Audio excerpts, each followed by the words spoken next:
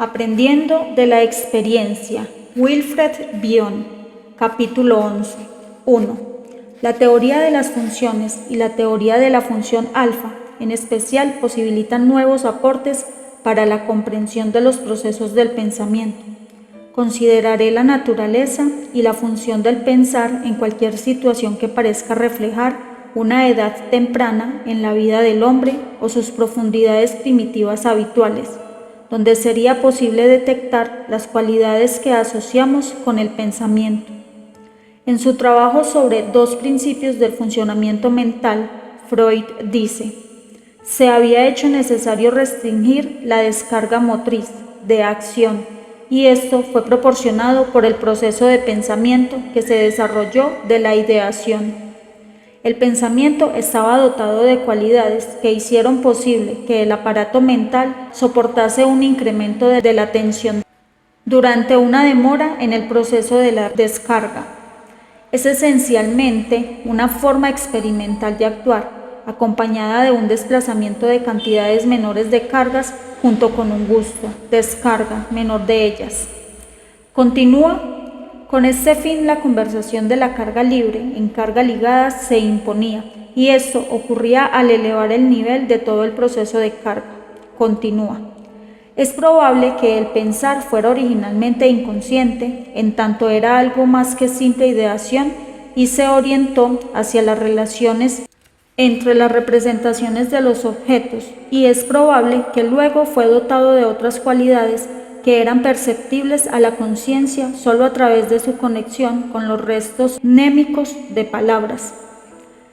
Está implícito en la información de Freud el papel que la intolerancia a la frustración juega en la producción de tensión y luego su alivio, por el empleo del pensamiento para llenar el intervalo entre la necesidad de liberar la psique del incremento de estímulos y la liberación misma.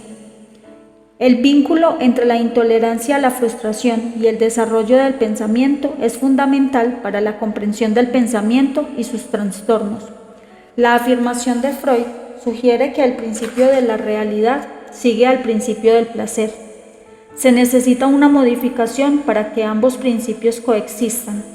Aunque no me referiré ahora a esto, hago la salvedad de que la intolerancia a la frustración puede ser excesiva, un cambio cuantitativo que casi se convierte en cualitativo. Supongamos que la intolerancia a la frustración se dé junto con el hambre. Supongamos más aún y pensemos que es posible satisfacer el hambre debido a que otros factores en la personalidad, como el temor, la voracidad o la envidia, no permiten que el pecho o su equivalente logren satisfacer a la persona envidiosa. En esa situación, la voracidad se incrementaría y también la intolerancia a la frustración. El efecto sería el mismo, como si la personalidad estuviera dotada de una excesiva intolerancia a la frustración. Tiene importancia si la intolerancia a la frustración o cualquier otra característica dinámica es primaria o secundaria.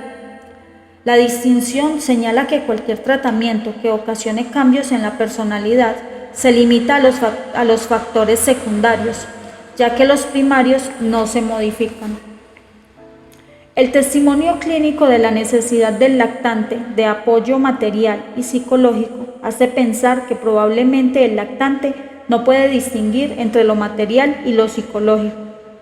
En análisis, sin embargo, se puede deducir si la diferencia fue de cualidad física o psíquica, aun cuando la deficiencia pertenezca a una etapa muy temprana o no se sepa a qué se debe. Será sentida como real y exigiendo una solución real, o sea, una que parezca eliminar la enfermedad.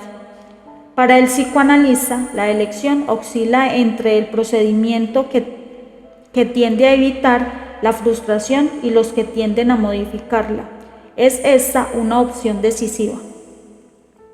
Hay otros modos de clasificar el procedimiento adoptado, como por ejemplo, aquellos que están finalmente destinados a revelarse como pertenecientes a la categoría de acción muscular, generalmente movimiento físico, y aquellos destinados a desarrollarse en forma tal que los clasifica finalmente como pertenecientes a los dominios del pensamiento. El hecho de que la decisión esté relacionada con esta clasificación final es significativo, pero por el momento quisiera concentrarme en los fenómenos genéticamente relacionados con la coexistencia en la personalidad de sentimientos de frustración, intolerancia a sentimientos de frustración, emociones conectadas con esto y la decisión que surge de esta concatenación de elementos. Capítulo 12. 1. La actividad que conocemos como el pensar fue en su origen un procedimiento para descargar la psique del incremento de estímulos, y el mecanismo es el descrito por Melanie Klein como identificación proyectiva. A grandes rasgos, esta teoría sostiene la existencia de una fantasía omnipotente de que es posible disociar temporariamente partes indeseables, aunque a veces también valoradas, de la personalidad y colocarlas en un objeto. En la práctica es posible y deseable a los fines de una terapia provechosa observar e interpretar los hechos que apoyan esta teoría y que esta teoría explica como ninguna otra. 2. Es también posible y en realidad esencial tener en cuenta los hechos que demuestran que un paciente en el que puede deducirse la operación de esta fantasía omnipotente es capaz de una conducta que se relaciona con una contraparte en la realidad de esta fantasía. El paciente, aún al comienzo de su vida, tiene suficiente contacto con la realidad como para poder actuar de un modo que produce en la madre sentimientos que él no quiere o que quiere que su madre tenga. Para lograr que la teoría corresponda a estos descubrimientos clínicos, sugerí una versión modificada de la teoría del principio de placer de Freud, en forma tal que podría considerarse que el principio de realidad opera coexistiendo con el principio de placer. Un ejemplo de un intento de convertir a la fantasía omnipotente en realidad puede verse en el paciente que se siente impulsado a obligar a otros a sentir que él es capaz de asesinar a los padres sexuales para sentirse capaz de tener una relación sexual amorosa, libre del temor de que pudiera asesinar a su compañera y a sí mismo. Como se sentiría obligado a hacerlo si tuviese la prueba de que entre él y su compañera hay una mutua pasión sexual. Sugerí que en una forma extrema esto puede llevar al crimen como un método para concretar en el mundo de la realidad la fantasía omnipotente de la identificación proyectiva, que si tal acción permanecería solo como una fantasía omnipotente. 3. Hay ejemplos mucho menos dramáticos y que por lo tanto exigen cierta perspicacia por parte del analista a fin de discernirlos. Es importante que el analista los observe, o sea que debería observar e interpretar la operación de la fantasía como un fenómeno mental deducible de los datos y también observar signos de que el paciente está lo suficientemente adaptado a la realidad como para ser capaz de manipular su ambiente, de modo que la fantasía de la identificación proyectiva parezca ser coherente con la realidad. 4. Cuando más se ponga en evidencia este componente realista y se lo haga evidente al paciente, será más posible juzgar hasta qué punto un paciente gravemente enfermo y necesitado de internación tiene contacto con la realidad, aunque en un tipo de realidad que no siempre es familiar a individuos mejor desarrollados. 5. La capacidad del paciente para engranar su fantasía omnipotente de identificación proyectiva en la realidad está directamente conectada con su capacidad de tolerancia a la frustración. Si no puede tolerar la frustración, la fantasía omnipotente de identificación proyectiva tiene proporcionalmente una contraparte menos real en la realidad externa.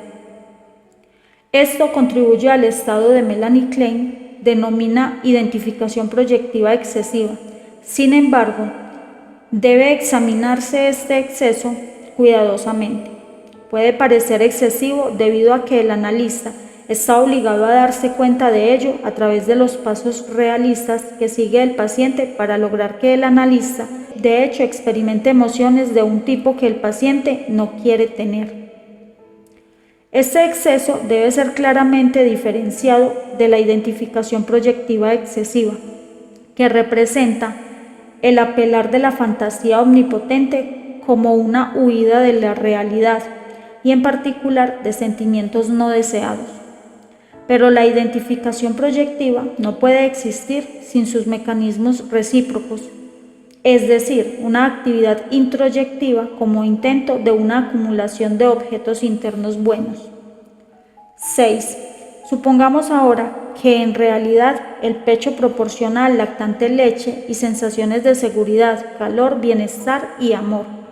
Y supongamos también que el lactante necesita, evito deliberadamente decir desea, tomar posesión de la leche misma y de las sensaciones correspondientes. Podemos distinguir entre la leche y el amor mediante una clasificación adecuada o podemos destacar, si nos conviene, aquellos aspectos en que parecen similares. Entonces podemos decir que la leche es una sustancia material y que está relacionada con la alimentación y de la que presumiblemente se hace cargo el tracto digestivo. El amor, por otra parte, puede ser considerado inmaterial, aunque comparable a la leche en cuanto proporciona el bienestar mental del niño. Podemos ubicarlo en una o en más diferentes categorías, dentro de las que nos brinda la filosofía, la religión y otras disciplinas. La única razón para limitar nuestro aparato de clasificación a una disciplina es el deseo de lograr simplicidad, sea que usemos conceptos filosóficos, religiosos, endocrinológicos o conceptos empleados por el neurofisiólogo.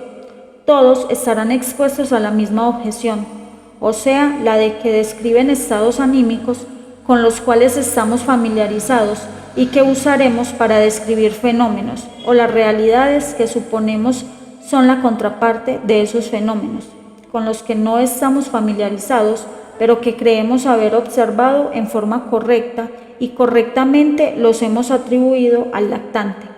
Dos personas adultas con una misma palabra, amor. Dos personas adultas con la misma palabra, amor, puede significar cosas completamente distintas. Sin embargo, esta palabra es la que yo tengo que usar para describir parte de lo que creo que debe ser la experiencia de un lactante. Incluyo la carencia de amor. Resulta claro entonces que hay dos fuentes principales de error que surgen inmediatamente. Una es el abismo semántico que debe ser sorteado entre los adultos que tratan este problema y la otra, la propiedad científica de atribuir a la experiencia infantil una experiencia similar modificada, pero aún reconocible. 7. Podemos suponer con un grado de convicción que no sentimos en lo que al amor se refiere, que el conducto alimentario recibe y se hace cargo de la leche. ¿Qué es lo que recibe y se hace cargo del amor? La pregunta puede ser una formulación basada en una forma de pensar inadecuada y por lo tanto susceptible de inducir a error, a no ser que consideremos cuál es la situación con la madre.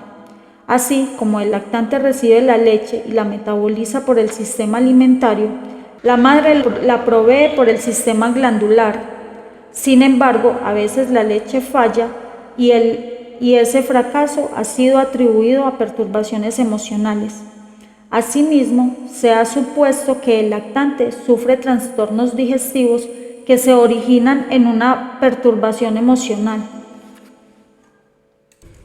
Puede ser útil suponer que existe en realidad un pecho psicosomático y un conducto alimentario psicosomático infantil que corresponde al pecho. Este pecho es un objeto que el lactante necesita para ser provisto de leche y objetos internos buenos.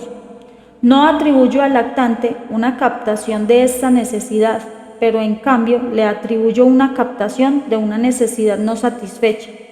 Podemos decir que el lactante se siente frustrado si suponemos la existencia de cierto aparato con el cual se puede experimentar la frustración. El concepto de conciencia de Freud, de que es un órgano sensorial para la percepción de las cualidades psíquicas, nos provee de ese aparato. 8. Como analista que trata a un paciente adulto, yo puedo ser consciente de algo de lo cual el paciente no es consciente. Del mismo modo, la madre puede discernir un estado anímico en su bebé antes de que él pueda ser consciente del mismo, como por ejemplo, cuando el bebé da signos de necesitar comida antes de darse cuenta de ello. Esta situación imaginaria, la necesidad del pecho, es un sentimiento y ese sentimiento mismo es un pecho malo. El lactante no siente que quiere un pecho bueno, pero sí siente que quiere evacuar un pecho malo. 9. Supongamos que el bebé es alimentado. Al incorporar leche, amor, calor, puede ser sentido como el incorporar un pecho bueno. Bajo la influencia del pecho malo, el comienzo no enfrentado del incorporar alimento puede no distinguirse de la evacuación de un pecho malo. Ambos, el pecho bueno y el malo, son experimentados como poseyendo el mismo grado de creación y realidad que tiene la leche. Tarde o temprano el pecho deseado es vivido como una idea de un pecho ausente y no como un pecho malo presente. Se puede ver que el pecho malo, es decir, el deseado pero ausente, es más probable que sea reconocido como una idea que el pecho bueno, que está asociado con lo que un filósofo llamaría una cosa en sí misma o una cosa en realidad, en el sentido de que un pecho bueno depende de la existencia de la leche que el bebé ha tomado en realidad. El pecho bueno y el pecho malo, uno asociado con la leche real que satisface el hambre y el otro con la no existencia de esa leche, deben tener una propiedad psíquica diferente. Los pensamientos son un fastidio, dijo uno de mis pacientes. No los quiero. ¿Es un pensamiento lo mismo que una ausencia de una cosa? Si no hay ninguna cosa, ¿es ninguna cosa un pensamiento o es gracias al hecho de que hay ninguna cosa que uno reconoce que eso debe ser un pensamiento? Antes de analizar más profundamente cómo se puede establecer esta diferencia en cualidad, supondré otra situación.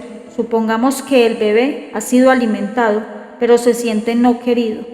Nuevamente capta la necesidad de un pecho bueno y otra vez esta necesidad de un pecho bueno es un pecho malo que tiene que ser evacuado. Ciertas diferentes situaciones de este tipo presentarían problemas que exigen soluciones distintas. En primer ejemplo, se podía suponer que el bebé sentía que la necesidad de pecho malo, era evacuada si defecaba mientras tomaba la leche. En ese caso, asociaría un acto físico con un resultado que llamaríamos un cambio en un estado de ánimo de insatisfacción o satisfacción. Si es correcto suponer que el problema fundamental radica en la discriminación de la cualidad psíquica y la conciencia es legítimamente considerada como el órgano sensorial de la cualidad psíquica, resulta difícil ver cómo aparece la conciencia. Obviamente, no será suficiente decir que el bebé es consciente de la cualidad psíquica que transforma esta experiencia emocional en elemento alfa, porque ya he dicho que la existencia de la conciencia y la inconsciencia depende de una previa producción de elementos alfa por la función alfa. Debemos suponer que el pecho bueno y el pecho malo son experiencias emocionales. El componente físico, leche, malestar producido por la satisfacción o su opuesto pueden revelarse inmediatamente a los sentidos y podemos por lo tanto acordarles una prioridad cronológica a los elementos beta sobre los elementos alfa.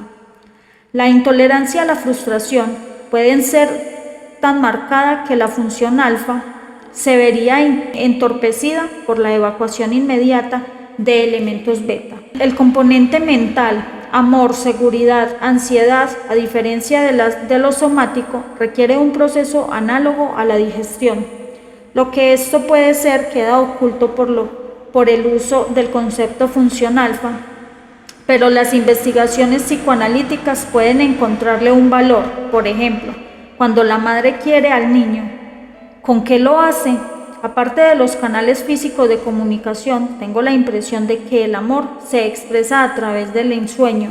10. Aunque es muy difícil penetrar en la mente adulta en el análisis, lo es menos que penetrar en la mente de un lactante mediante hipótesis especulativas.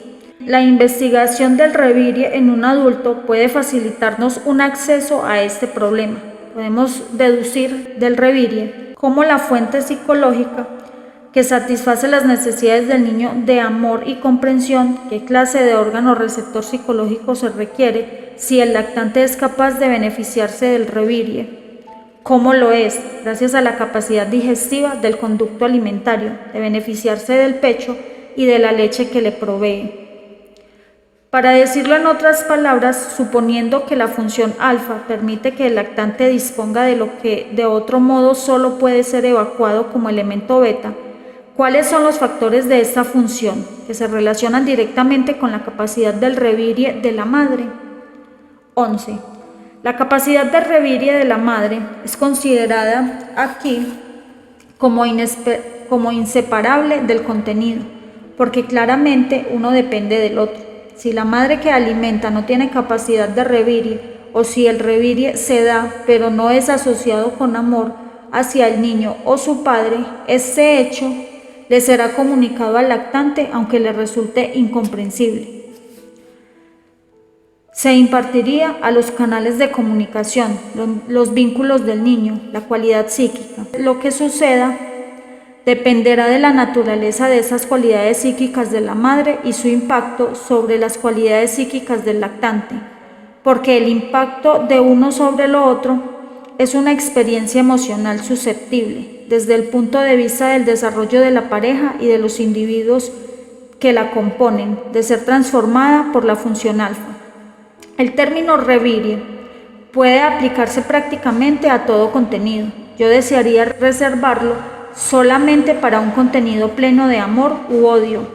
Si se lo usa en un sentido restringido, el revirie es aquel estado anímico que está abierto a la recepción de cualquier objeto, del objeto amado, y es por lo tanto capaz de recibir las identificaciones proyectivas del lactante, ya sean sentidas por el lactante como buenas o malas.